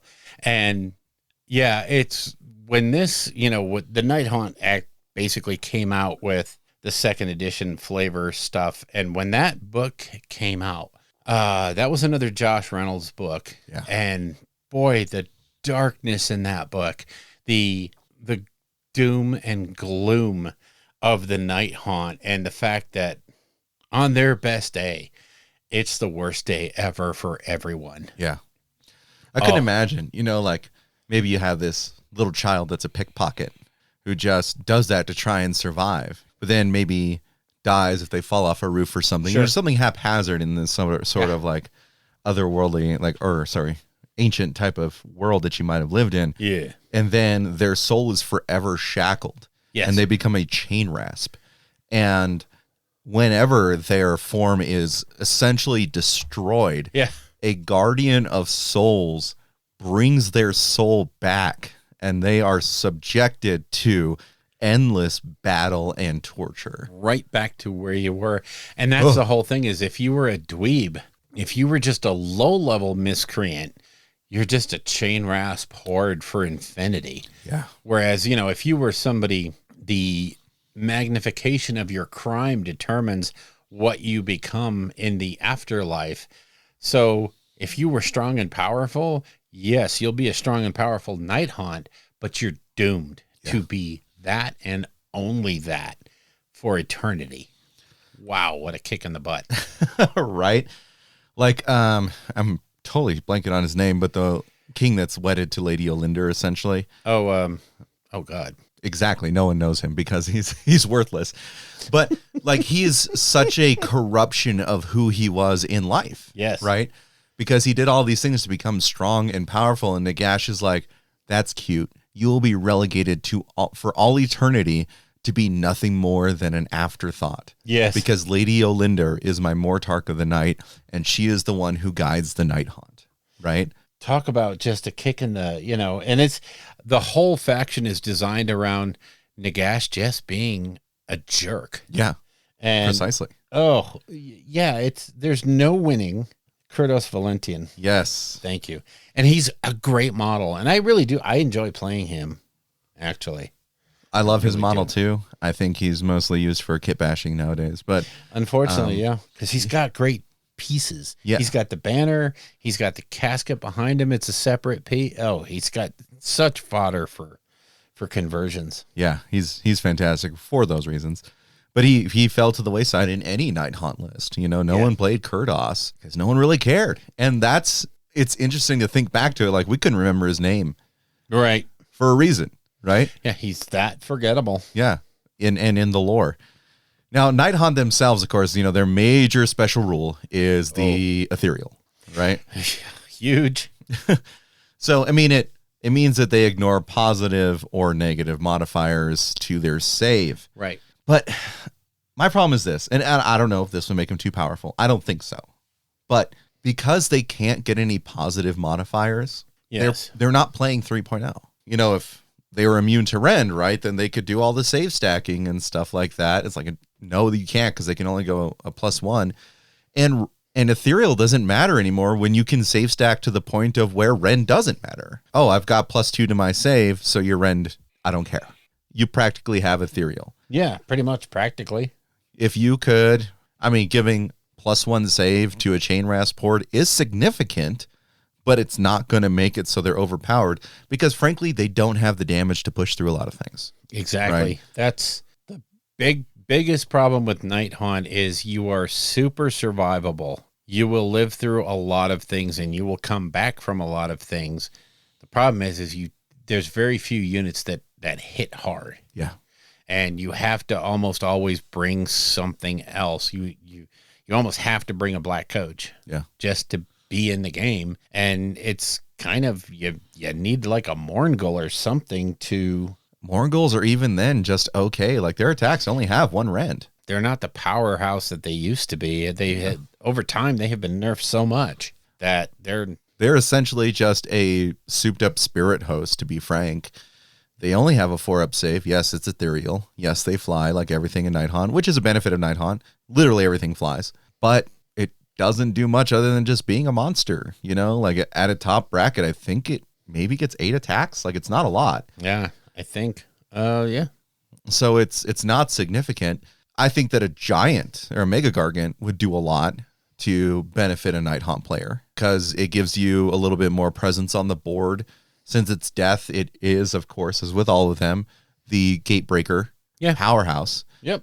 So I think that, you know, Night Haunt gives you that flavor. In terms of just modeling and things like that, they have a lot of fiddly bits. Spirit hosts are probably the most cancer I've had whenever I've been putting things together.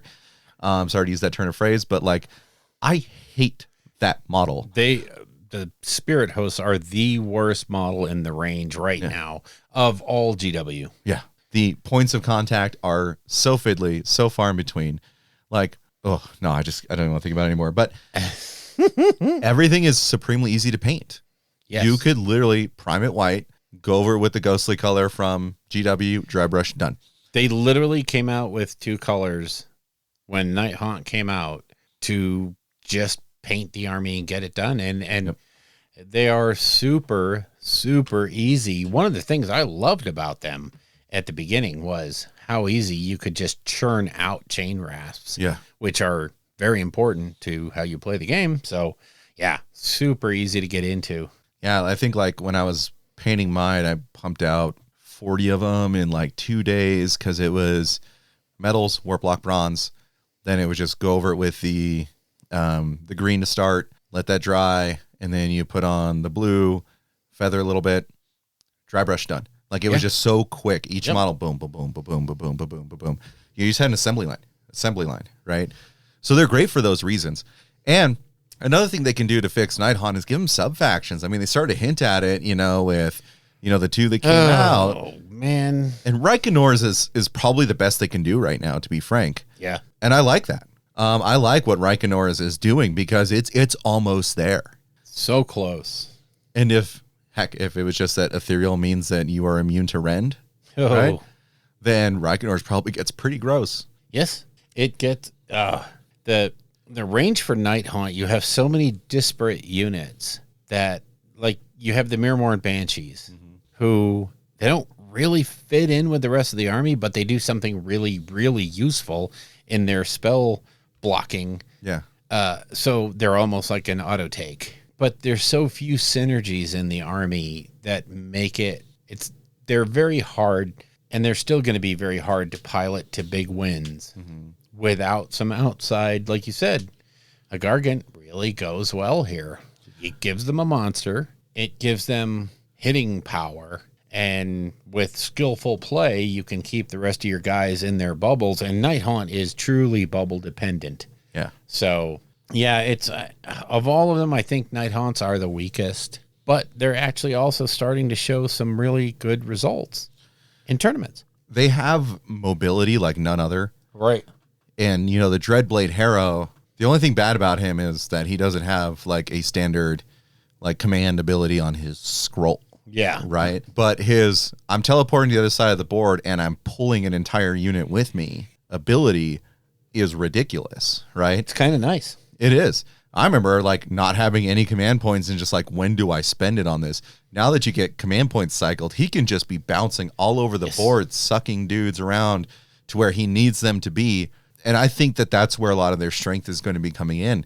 I mean, that shot's really cool. Vex Terminatus, the Terminato, as it's known, the endless spell that they have. That thing is legit. That is truly legit. Yeah, that is pretty much an auto-clued in your army. Like, I feel like lists these days, it's pretty much Reikenor and a Dreadblade Harrow and Guardians of Souls.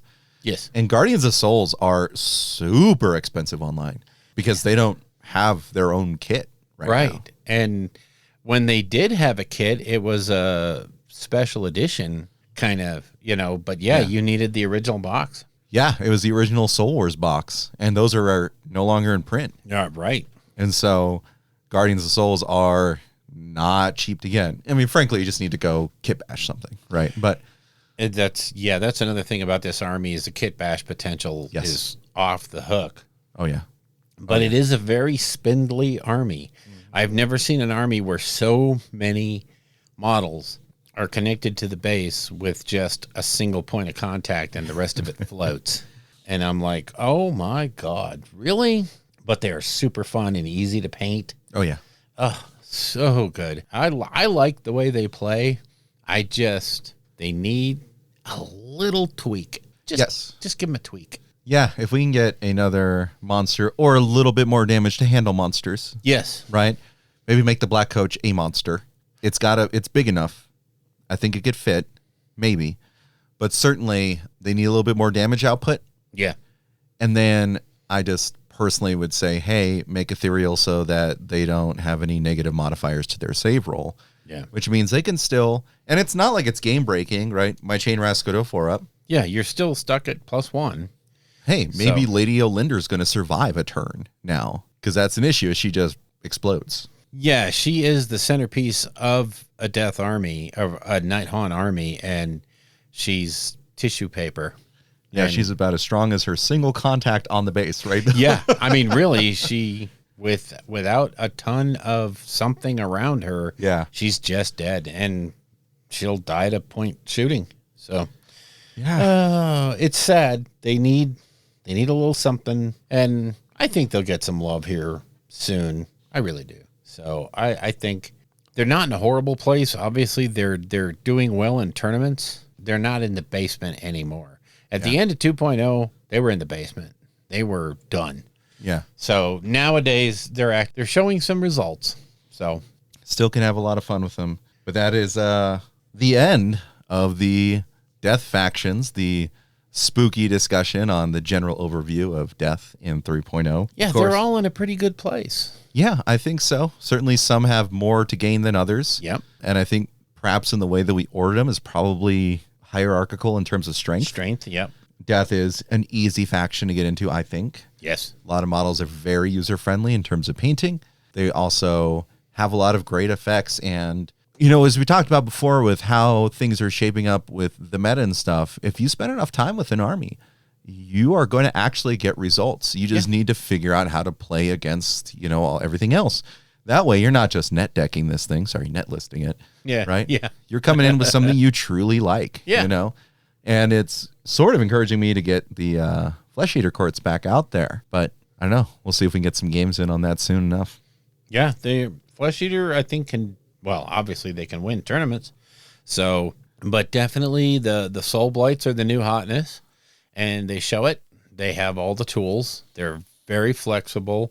OBR just needed that one change for the fact to make them right back where they were. They're a threat to win, but you have to play smart with any army. That's the case. Flesh Eater, you can do lots of really cool things. You are monsters. And if you like the monster meta, you're in. Night Haunt, you can be out there super survivable, and you may not have the punch that you want, but you can definitely take the hits and outlast people. So yeah, I think death is in a good place. I think so too. And with Night Haunt and Flesh Eater Courts being the ones who had probably the oldest books at this point, they're probably going to get the updates first. Hopefully. So I'm excited to see how they leap up. And then OBR probably just needs a couple tiny minor adjustments to put him all the way up there. Yeah. But this is our spooky Halloween episode, everyone. Yep. So thanks for joining us. We review the Death Factions in 3.0. If you're Patreon, make sure you stay for the Spooky After Dark. If you would like to get in touch with us, you can reach us at our Facebook page at www.facebook.com/rollingbadpodcast, all one word. Our Patreon page is at www.patreon.com/rollingbadpodcast, again, all one word. The Twitter account for the show is at rolling_bad. And our individual Twitters are, for me, at Bill Castello, BILLCASTELLO. And for Elric, it's at Elric Edge, ELRICEDGE. All of our guests on the show will have their contact information in that show's show notes. The music in the show is used courtesy of Kevin MacLeod at Incompetech.com and used under the Creative Commons license. The Rolling Bad podcast is protected under the Creative Commons Attribution 4.0 International License. Information for this license can be found at creativecommons.org.